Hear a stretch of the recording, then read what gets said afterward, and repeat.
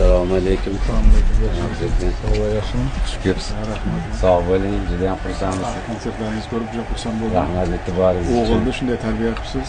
Bu juda tahsinga sazovor. Otamiz bo'ladi, umringiz uzun bo'lsin, baxtimiz. Assalomu alaykum. Rahmat. Ko'rganimdan xursandman. Assalomu alaykum. Duolarimda siz sog' bo'ling. Sizni sa'y-harakatingiz bilan ko'rdingizmi? Qo'qon gulladi, yashnadi.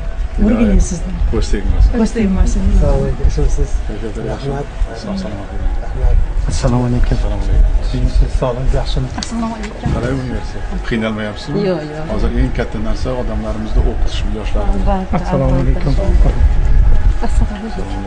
Katta maqsad muddaomiz Farg'onani birini ikki xil. Samolyotdan tushganimdan aytdimki, samolyotni ko'paytirish kerak. Odamlar Perivaldan emas, ko'proq samolyotda uchish kerak.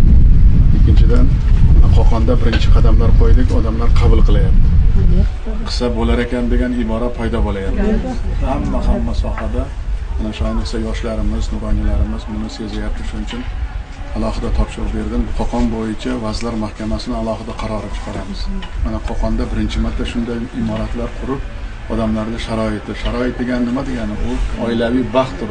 Boshpana bo'lsa, to'y ham bo'ladi, baxt ham bo'ladi.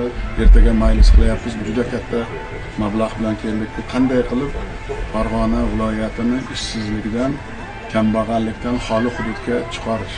Buni aytish oson, lekin mana shunday marra olmasak, har bir odamning niyati bor, umidi bor.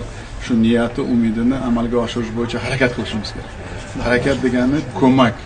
Ko'mak degani davlat yo'lni ko'rsatish kerak. Nima uchun mahalla yettiligi qilyapmiz? Har bir insonni qadri degan gap bu ota-bobolarimizdan qolgan meros. Qadr degan gapni tagida ko'p ma'no bor-da. Agar qadrini ko'tarsak, juda ko'p narsaga qodir bizning xalqimiz. Albatta.